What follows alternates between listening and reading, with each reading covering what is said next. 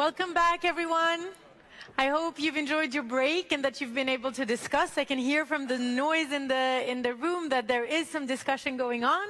That's the way we like it, and I really hope that you're using the hashtag OUA18.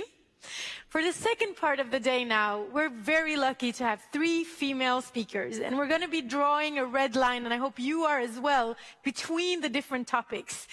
The first one out now, I want to bring it back to what we said before the break. It was said in the film of Blocks Hub that our future is urban. And our future is also data. And like Torben said before break, it's all about the people. So now we will get to know more about data-driven city making. How do we use evidence-based design to reclaim our streets? So join me in welcoming Dr. Mariela Alfonzo, who is the CEO and founder of State of Place. Give her a warm applause.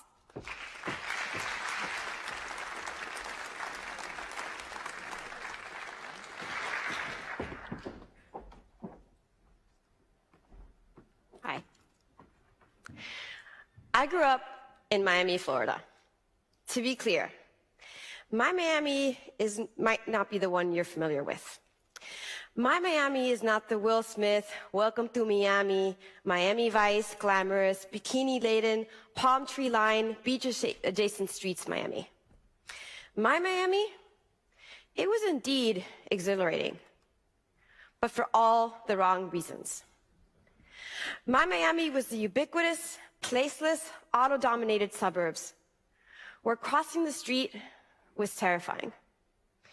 As a carless teenager, I was forced to play a cruel, real-life version of a video game, where I tightrope down pencil-thin sidewalks, dodging cars whipping by me at 80 kilometers per hour, as I crossed strip mall-laden highways, masquerading as streets, all to get to a chicken teriyaki sub. I will say, I do sometimes crave that sub, but no kid should pay a price that high for anything. I deserved better. We all did. I became intimately aware of the power of place, or lack thereof, at an early age. I can't remember if it was mourning the death of my 15-year-old friend who was run over by a car in a street not unlike mine, or if it was the first time I went to Europe, where I was awed by its seemingly endless supply of walkability, or if it was simply spending time in neighborhoods in my own backyard that did put people first. But I made it my mission over 20 years ago, it's been a long time since I was a teenager, to advocate for better places. So, given I'm here to talk about data-driven city making, you might have guessed just how I decided to fulfill that mission. As a social scientist at heart, I didn't want to just dogmatically tell people that good design was better for us, or even what good design was. So instead, I decided to prove that design mattered using, well, evidence. So given my history, I decided to start by showing people that design impacted our health and well-being because it impacted our decisions to walk or not. So I started by quantifying what we even meant by good urban design so that I could then tie that back to its benefits.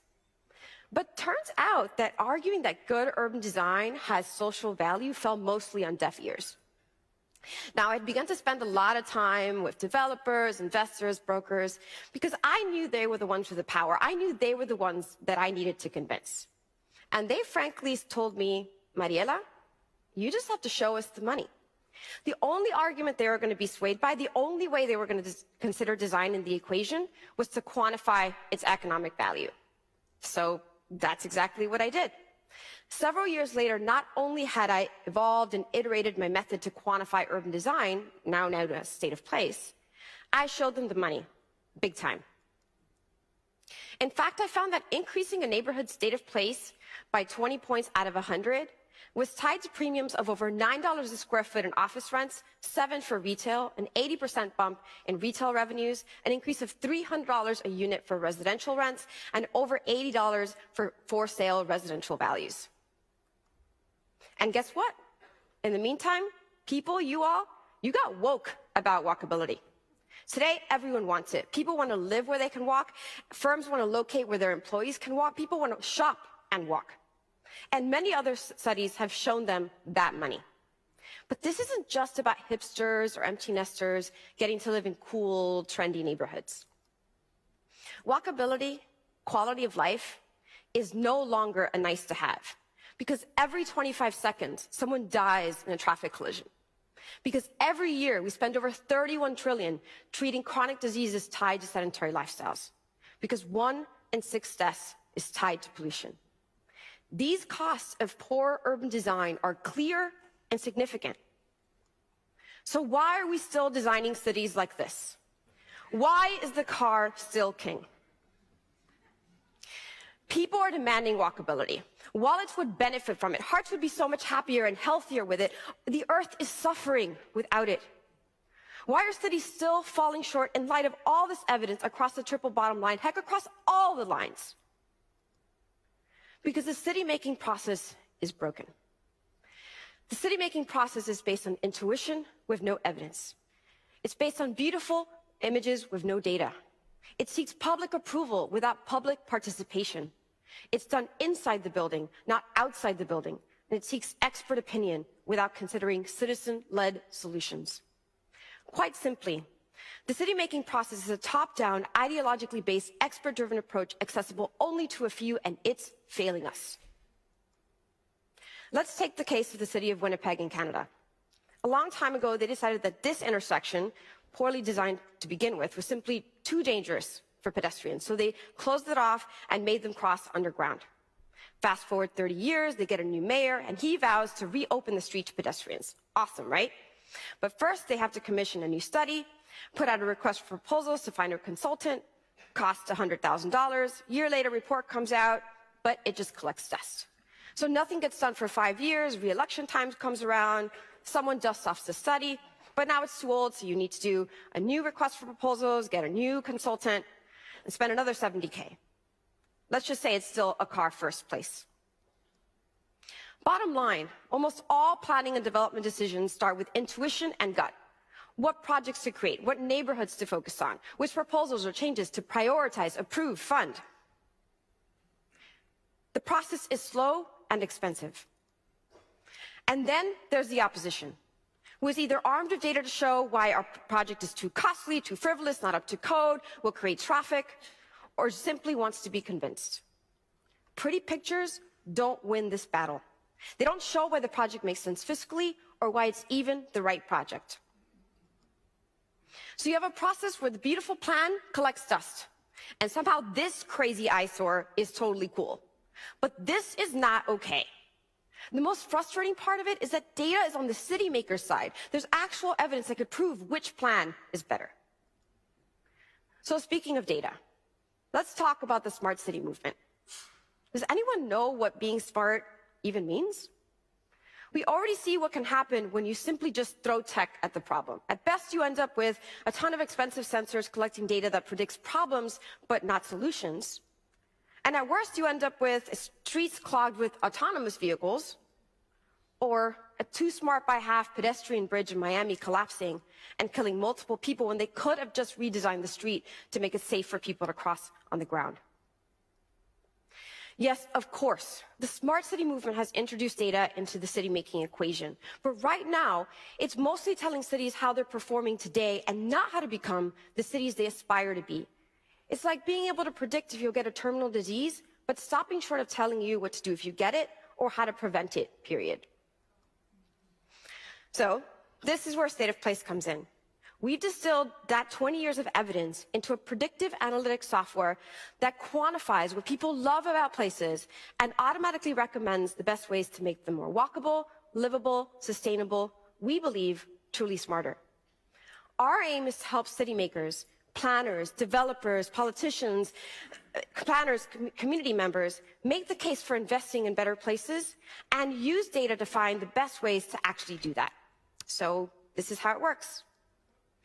First, data on over 290 urban design features like sidewalks, benches, plazas is aggregated into a score from 0 to 100 using our IP based on over 20 years of research. The software then shows you what's working and what's not, recommends changes most likely to lead to desired outcomes like increasing retail revenues or pedestrian flows, and then our Fun SimCity scenario tool quantifies how these changes increase quality of place.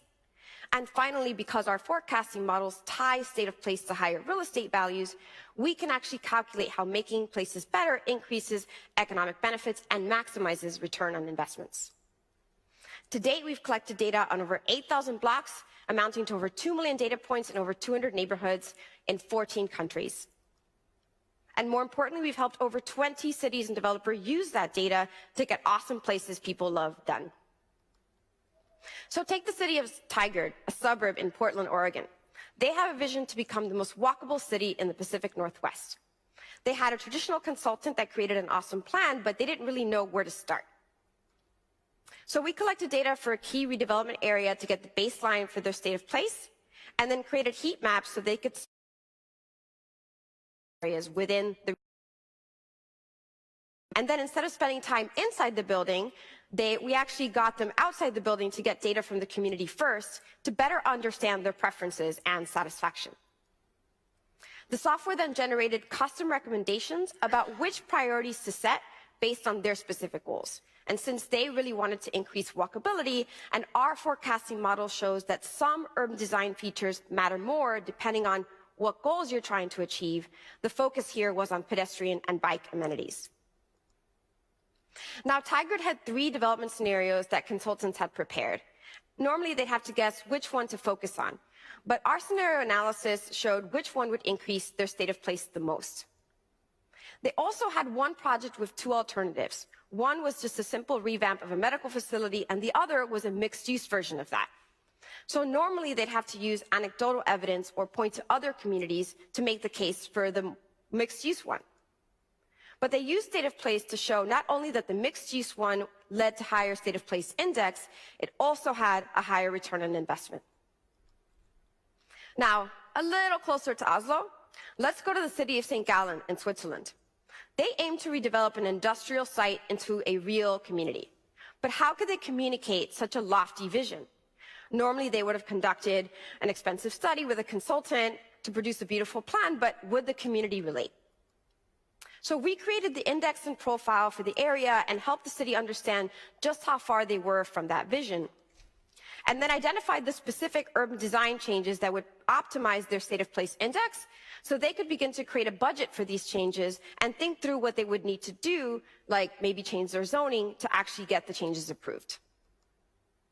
We then showed how making these changes would actually increase their state of place. And then finally, to visualize what this new state of place would look like, we found blocks within our database that were similar to the area that currently looked like. And then, here's the kicker, we found blocks within our database that showed what their own blocks could look like after, if they made the recommended changes. So now, instead of coming to the community with this great vision, they could show what they were planning to do and why with numbers and data-backed images. Okay. Even closer to home. How many of you have heard of the proposed project for Okern? Maybe because I'm pronouncing it wrong. Okay, cool. Well, seemingly without community input, they have put up a proposal to redevelop the site that maybe leaves something to be desired. So what if they use state of place to help shape a truly people-first vision? So the folks at So Central, via their Poldreef collective, were already valiantly advocating against the currently proposed project, but they didn't have hard data to back up their arguments. This was the perfect project to show how our data could not only help create awesome places people love, but also use data to fight, to use data to reclaim the streets for people. So using our SimCity scenario tool, we compared the existing conditions for Okern to what was proposed to objectively show that, yeah, there was a lot of room for improvement. Next, we'll create a super cool version that will truly be for the people, so Poldreef can not only show how and why the current proposal misses the mark, but what could be done instead to make this an awesome place that people will love, and why it should be done from a return on investment perspective too. Super freaking exciting. But guys, this is just the beginning. Data-driven city making is going to change the world. We're charting a data-driven city-making path from cradle to cradle. What if people could get involved in city-making without having to wait for cities to come to them? What if our scenario tool included a fun, easy 3D modeler that could be used by everyone and anyone? And what if our software gave regular people options of what could be? Imagine a world where people are not just complaining about the things they don't like, but are able to submit vetted solutions to cities, heck, straight to developers, with their state of place index and corresponding ROI. Yeah, we're building that. And what if cities didn't come to us already with projects in mind? What if they were able to tap into data for their entire city from day one and then use that data to begin to identify where to focus on? So much of this right now is politically driven. So much of today's process is inherently inequitable. Imagine a world in which neighborhoods that really needed it were identified objectively with data, and they were the ones the city focused on first. Yeah, we're doing that. We're automating our data collection using visual machine learning so that instead of 20 to 25 minutes to collect data for each block, it takes seconds. Yes, this means we can not only cover all of Oslo, Norway, Europe, but eventually map out the entire world's state of place. And what if all requests for proposals, competitions, projects submitted for approvals or funding were required to increase state of place by 20, 30, 50 points? Imagine a world where all projects that came to life were truly designed for people. That's possible today. And what if everyone looking to move to a new neighborhood, or looking to locate their firms, or visiting a city for the first time, could access state of place for this entire city immediately? Imagine a world where data could help us find the place that could make us happiest. With our data automation technology, this can be our reality by next year. And what if we could predict even more than economics? What if we could show how increasing state of place did make people happier? Well, we're already working on that. With SBB, the Swiss railway company, we're developing a new forecasting model that will show how the design of their station areas increase customer satisfaction, retention, and even joy. Imagine a world where we can make people's heart smiles with evidence-based design. It's already here. And what if we showed how increasing state of place helped mitigate climate change by decreasing vehicle miles traveled, improving air quality, and lowering greenhouse gas emissions? Imagine a world where we could always know how our city-making actions could help us achieve UN Sustainable Development Goals and save our planet. We can do that too, with your help. And finally, what if we could show that urban design was a matter of life and death? What if we could show how increasing state of place could help eliminate road deaths and actually achieve Vision Zero goals? Imagine a world where design could get us to zero. That's here too. We're working with the city of Durham, North Carolina, to create a forecasting model that ties state of place to pedestrian, bike, and motorist injuries and fatalities, so that not one more person dies on our roads, so that no one else has to mourn the death of their teenage friend because she merely wanted to cross the street. State of place is more than just a startup. State of place is the embodiment of 20+ years of passion, perseverance, and data geekdom. State of place is born out of the sincere desire to make these 20 years accessible at scale, not to the few, but to the many. State of place is a rebuke of top-down, ideologically based, dogmatic, architect-driven city-making. State of place isn't simply seeking to become an international benchmark for quality of place. State of place isn't simply seeking to become a de facto data-driven city-making tool.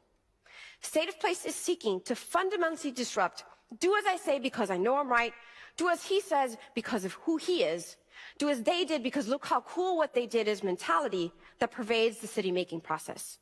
For me, that's the real smart city opportunity. Data-driven storytelling about the power of place is worth infinitely more than the zeros and ones behind smart cities. State of place will make the data-driven justification, the data-driven story, the new normal. Not simply because in data we trust, but because data-driven city-making is the best means to the end of reclaiming the streets for people, to the end of making all our pockets more full, of making our hearts happier, of making our planet healthier, to the end of building a world in which we can all live in truly exhilarating places that we can't get enough of, to the end of getting awesome places people love done. so that we can change the beginning of my story to growing up in Miami was simply amazing. We can do this. Join us. Help us use data to get awesome places people love done. Thank you.